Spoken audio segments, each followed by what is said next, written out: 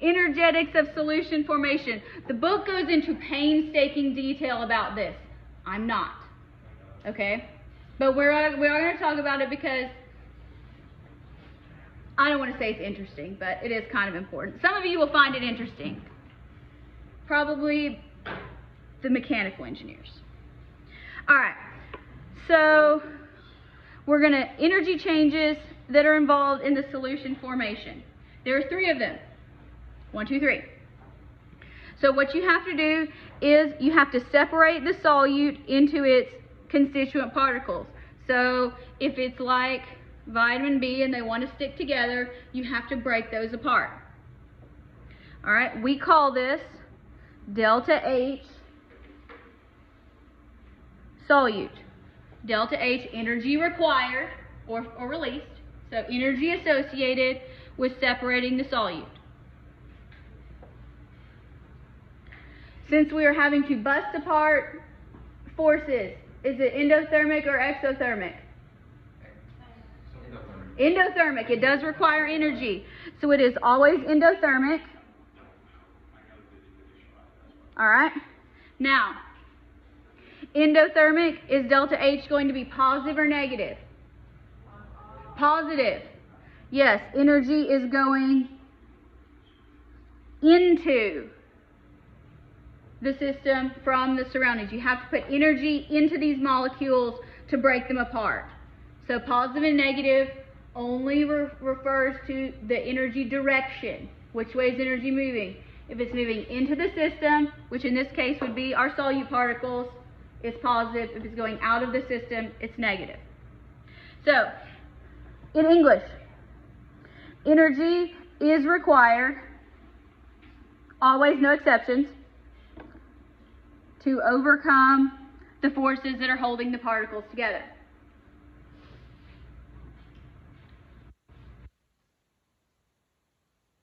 Okay, next.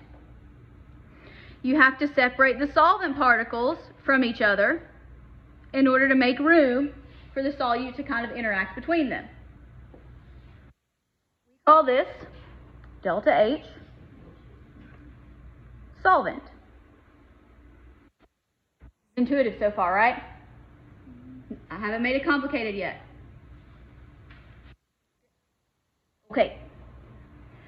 Is this going to take energy or release energy? Release. Not yet. We got to move them. We got to move them apart. We got to break these forces. So it's always endothermic.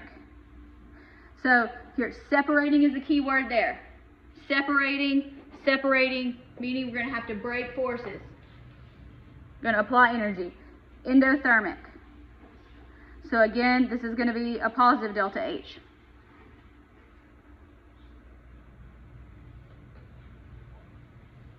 It's okay if this is a little too abstract for you. I understand. I relate. So energy is required to overcome the forces among the particles because we have to create space. Think about it this way. If I told Nick and Keaton that they need to separate, is it going to take energy for them to separate? Yes, because one or both of them is going to have to get up and move. Okay. So it takes energy. Think about it that way. Okay. Now, mixing the solute into the solvent. We call this, the book calls it delta H mix.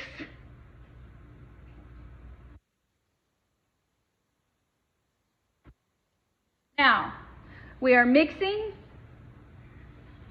and obviously if we're going to have a process where this is going to happen and we have 2 things that are endothermic, something's got to release energy. Here it is. This is always exothermic. So what is delta H? Negative. Energy is released.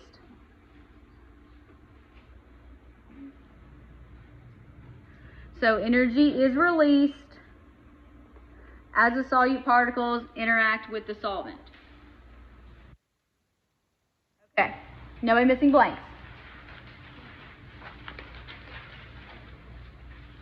All right, Who remembers Hess's law?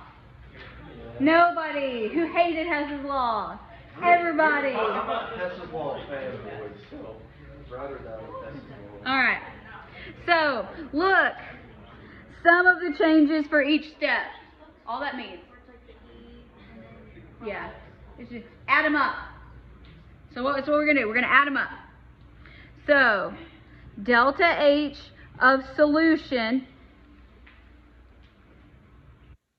that's S-O-L-N if you can't read my writing, okay, equals, you add them all up.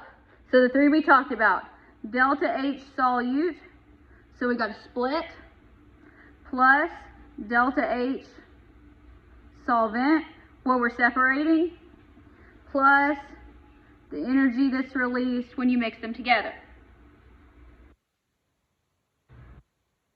All right, now, you have three possibilities that can happen when you add these together. If it's close to zero, and again, you can use a relatively close to zero, you'll probably know. You can probably figure it out. We are smart people here. All right. Because look at all these nasty equations I've got for us further down here. I know. All right.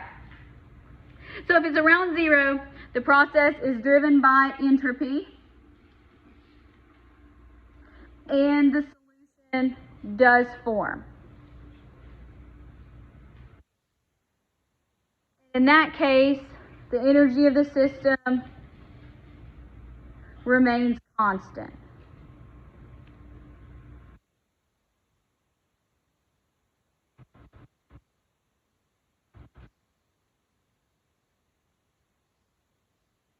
That means if you're holding the beaker when you do this, the beaker is not going to get warm or cold. You're not going to feel a heat change on your hand. Okay? If delta H of solution is negative, what does that mean? Exothermic. Yes, it's exothermic.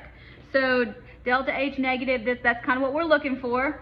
The process is driven by both lower energy, so negative delta H, and entropy, the desire to separate or take up more space, so the solution does form. Energy is released from the system. So when energy is released from the system, we call that exothermic. So if you're holding a beaker and you do this, it gets hot. If you took lab, do you remember when we did the magnesium, when we threw the magnesium metal into the water, measured the temperature change, it got hot? Yeah, think like that. Exothermic. But we did it in a styrofoam cup, so we didn't feel the heat on our hand. All right. If delta H of solution is positive, bless you, then the tendency toward greater entropy may drive the solution formation. If the delta H is not, this is straight out of the book, if it's not too positive. So if it's only a little bit positive, it might still form. I know. Who defines that? This is why I don't want to ask a lot of questions on it, but it's a little abstract. So, but what you need to know is energy is gained by the system. So if this is going to happen, the process is endothermic. So if you have the beaker in your hand, the beaker is going to feel cold.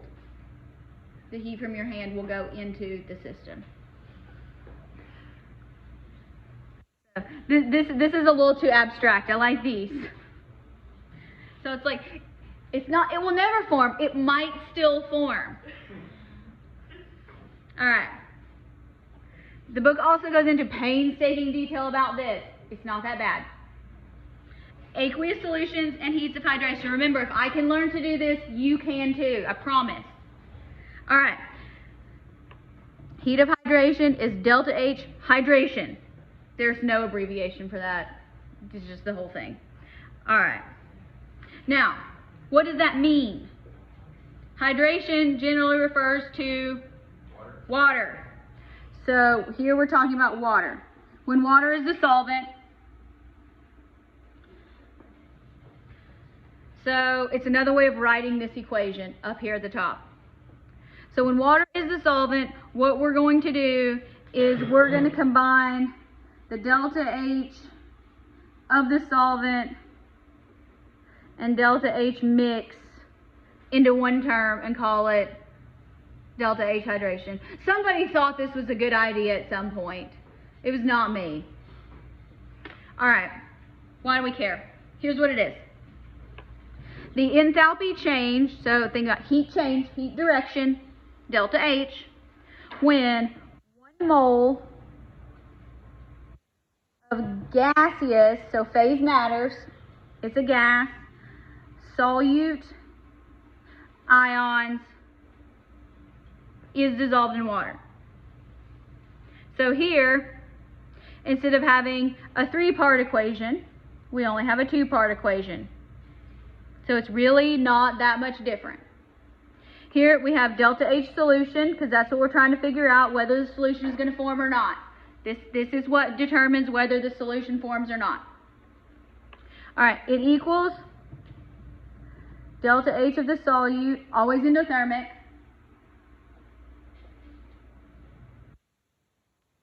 plus delta H hydration. So if you look back here up to the top, delta H hydration is just like putting a parentheses around those. Somebody thought it was a good idea. Okay. So, what do these brackets mean? Absolute value. Okay. So positive or negative doesn't matter in this case. It does not matter. We're only looking at magnitude. All right. When delta H solute is less than delta H hydration, the solution process is exothermic.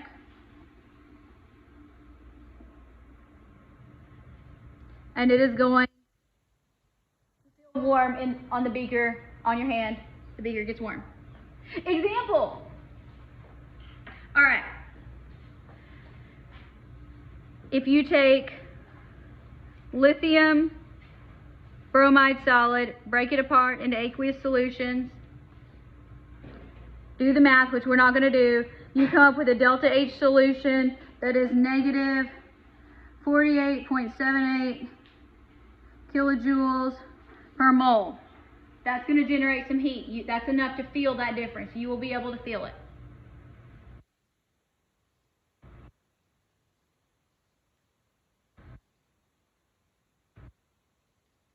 Same thing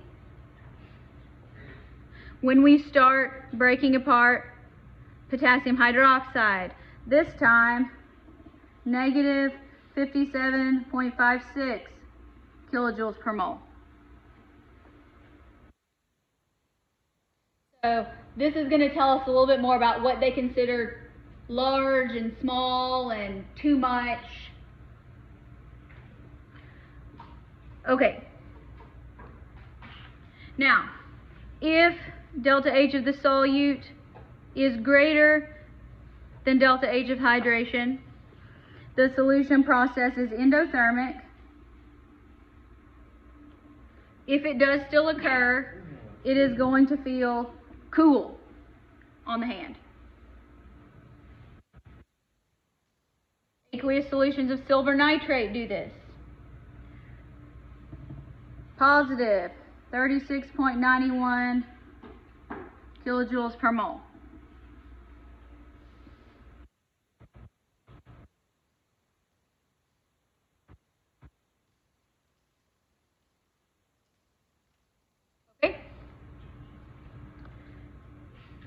delta H solute is roughly equal, you're going to see no noticeable, did I spell that right? Yeah. Change in temperature.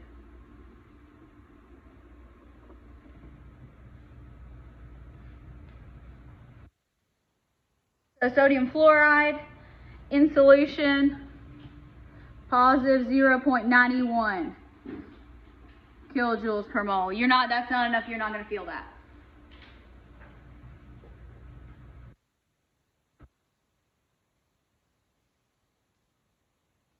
Take home point. If you get this, can you tell me if it's endothermic, exothermic, or if there's not a noticeable change? Okay? That's what we're looking for if I give you these numbers. Can you tell me that delta H solution, solute, and hydration, 2 terms rather than 3? Take home point. Okay.